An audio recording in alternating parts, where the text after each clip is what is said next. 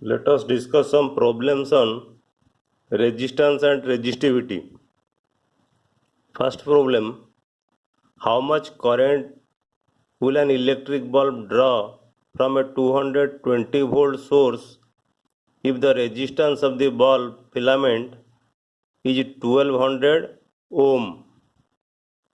Okay, so potential V is given 220 volt, resistance of the bulb 1200 ohm. So applying Ohm's law, I equal to V by R. So dividing 220 by 1200, we get current I equal to 0.18 ampere. Then how much current will an electric heater coil draw from a 220 volt source if the resistance of the heater coil is 100 ohm? So here potential V equal to 220 volt, resistance of the heater coil 100 ohm.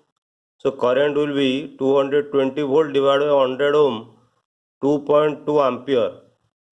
So I equal to 2.2 ampere.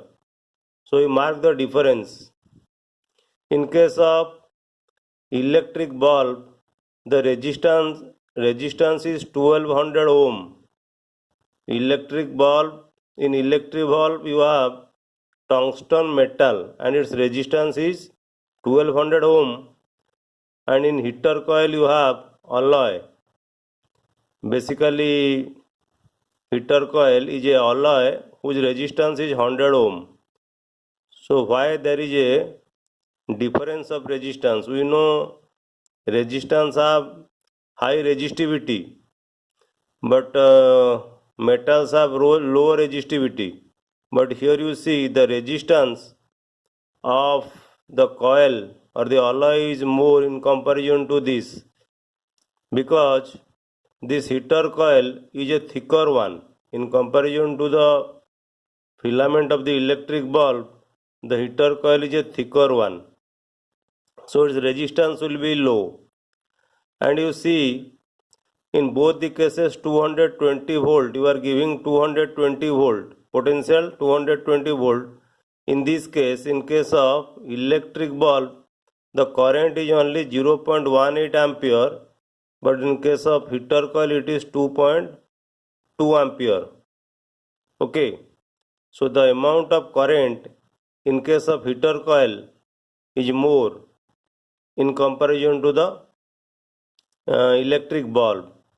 So the difference in current drawn by electric bulb and electric heater from the same source 220 volt, if you compare, then this current is more in comparison to this. So in house, if you switch on the electric heater, then the bulb will get dim, because the current, more current will be drawn, will be taken by the electric heater. So amount of current passing through the electric bulb will decrease. Okay. Question number 2. The potential difference between the terminals of an electric heater is 60 volt when it draws a current of 4 ampere from the source.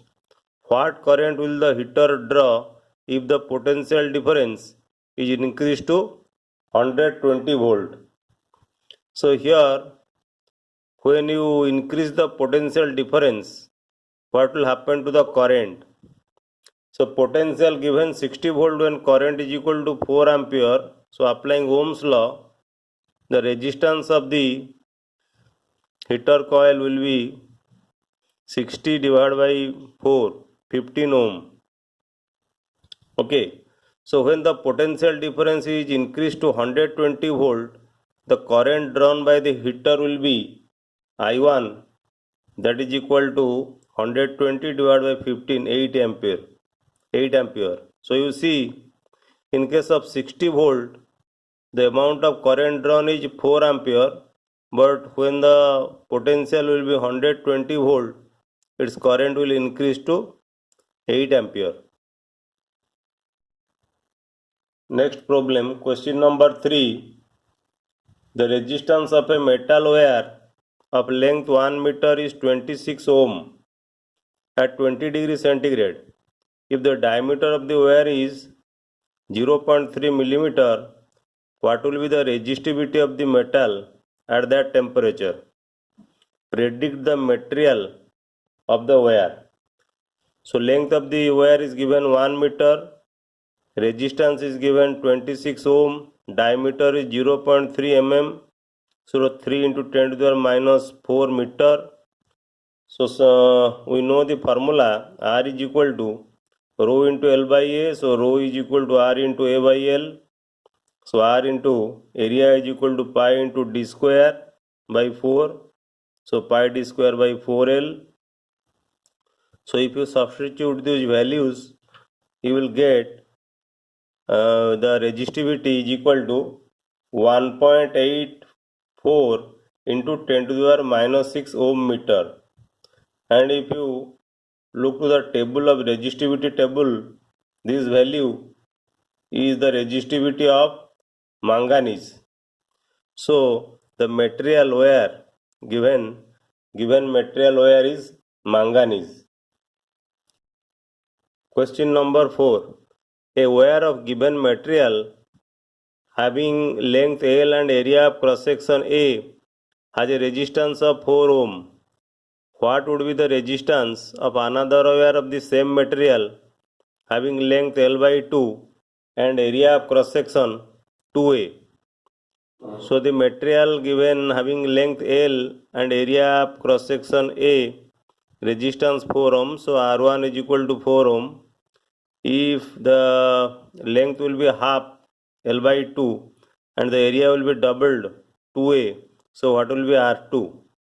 So from the formula, R1 is equal to rho L by A 4 ohms, R2 is equal to rho into L by 2 divided by 2A, that is equal to 1 by 4 rho into L by A. Rho into L by A, this value is equal to 4 ohm. So this value is equal to R1. So 1 by 4 into R1. R1 value is equal to 4 ohm. 4 divided by 4, 1 ohm. So if the length will be halved and area of cross section will be doubled, then the resistance will be equal to 1 ohm. It will be decreased. It will be decreased to 1 ohm. 4 ohm to 1 ohm. Question number 5. A copper wire has diameter 0.5 millimeter and resistivity 1.6 into 10 to the power minus 8 ohm meter. What will be the length of this wire to make its resistance 10 ohm? How much does the resistance change if the diameter is doubled? So here diameter of the wire is given 0.5 millimeter, that is equal to 5 into 10 to the power minus 4 meter. Resistivity is given 1.6 into 10 to the power minus 8 ohm meter. Resistance is given 10 ohm. So applying the formula, R is equal to rho into L by A. L will be equal to RA divided by rho. R divided by rho into area is equal to pi d by 2 square. D by 2 square. So substituting the value of R rho pi d, we will get length of the copper wire is equal to 122.7 meter. So you see, if you take a copper wire having dimension 0.5 millimeter diameter and length 122 meter, then its resistance will be equal to 10 ohm. So while determining the resistance of a wire using Ohm's law, you should not take a copper wire. You should not take a copper wire because for 122 meter you have only 10 ohm. So you need a very long copper wire. So you should take alloy like nichrome wire and other alloys, manganese or constant and like this. Now we know R is equal to rho into L by A. So rho into L divided by area is equal to pi into d by 2 square, that is equal to 4 times rho into L by pi d square. So here you see the resistance is proportional to 1 by d square. So if the diameter is doubled, then the resistance becomes 1 by 4 times. Okay, if the diameter will be doubled, 1 by 2d square, so 1 by 4d square. So then if the diameter will be doubled, the resistance becomes 1 by 4 times. Next problem, question number 6. The values of current I flowing in a given resistor for the corresponding values of potential difference V across the resistor are given below. So these are the experimental data. Current you have taken in ampere 0.5, 1, 2, 3, 4, and voltage in volts 1.6, 3.4, 6.7, 10.2, 13.2. That means for voltage 1.6 volt, the corresponding current is 0.5 ampere. For potential 3.4 volt, the current is 1 ampere, like this.